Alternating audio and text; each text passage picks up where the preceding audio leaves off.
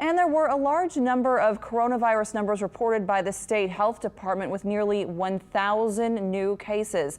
That brings the state total to more than 160,000. This is a little earlier than we were expecting to possibly see those spikes from Labor Day, so it's a little unclear what this rise might have been caused by.